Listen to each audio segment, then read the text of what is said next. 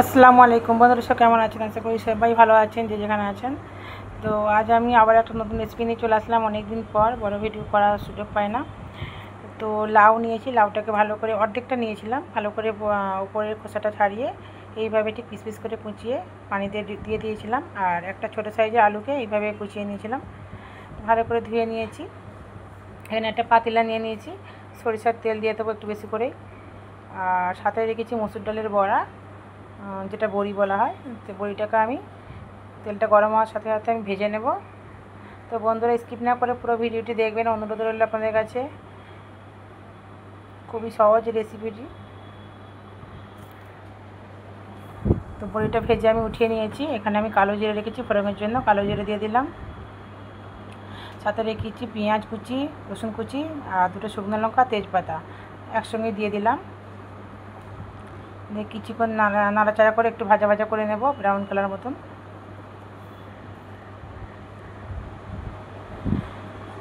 তো ভাজাটা হয়ে গেছে। এখানে মশলা রেখেছি হলুদ গুঁড়ো, লবণ, লঙ্কা গুঁড়ো, ধনিয়া জিরে একসঙ্গে দিয়ে দিলাম সব। একটু নাড়ার সাথে সাথে চিংড়ি মাছ রেখেছি আমি, চিংড়ি মাছ দিয়ে রান্নাটা করব।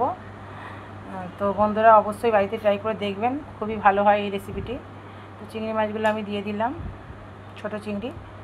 তো দিয়ে আমি একসঙ্গে হালকা করে এদিক ওদিক করে আমি পানিটা দিয়ে দেবো, বেশি ভাজবো না। ভাজলে চিংড়ি মাছের একটা আঁচটা একটা গন্ধ ছাড়ে, সেজন্য খেতে চায় না বাড়িতে কেউ। তো আমি পানি দিয়ে দিলাম অল্প করে, দিয়ে আমি কিছুক্ষণ কষে নেব পানিটা শুকনো পর্যন্ত। তো এবারে পানিটা দেখতে পাচ্ছেন শুকিয়ে গেছে। তো এখানে আমি যে লাউ আর আলুটা কুচিয়ে রেখেছিলাম সেটা আমি দিয়ে দিলাম, দিয়ে ঢাকনা দিয়ে দেব, যেহেতু লাউ রান্না এমনিতেই কমে যাবে। দেখতে পাচ্ছেন বন্ধুরা কতটা কমে গেছে। এখানে আমি ভালো করে আবার নেড়ে চেড়ে কষে নেব। এক হাতে অসুবিধা হয়, তাই ক্যামেরা দিয়ে কাটতে হয়। অনেক রান্না তো আর এতক্ষণ দেখানো যায় না। তো কষাটা হয়ে গেছে দেখতে পাচ্ছেন। তো আমি কাঁচা লঙ্কা রেখেছি গোটা আস্ত, দিয়ে দিলাম।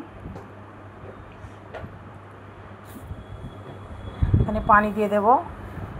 আমি একটু মাখা মাখা রাখতে চাইছি, পানিটা দিয়েছি।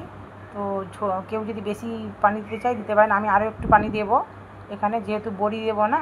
তো বড়ি দিলে তো পানিটা টেনে নেবে। তো এখানে আমি ভেজে রাখা বড়িগুলো দিয়ে দিলাম, আরও একটু পানি দিয়ে দেবো, দিয়ে দিয়েছি। তো এখানে আমি ঢাকনা দিয়ে দেবো আবারও 7 মিনিটের মতন। আমি গ্যাসের ফ্লেমটা জোরে করে রান্নাটা করে নিয়েছিলাম। দেখতে পাচ্ছেন বন্ধুরা রান্নাটা আমার হয়ে গেছে। খুবই টেস্টি হয়, গরম গরম ভাত দিয়ে খেলে মানে একদম মুখে লেগে থাকবে। তো বন্ধুরা ভালো থাকবেন, সুস্থ থাকবেন, আবারও নতুন ভিডিও নিয়ে আসবো। আল্লাহ হাফিজ।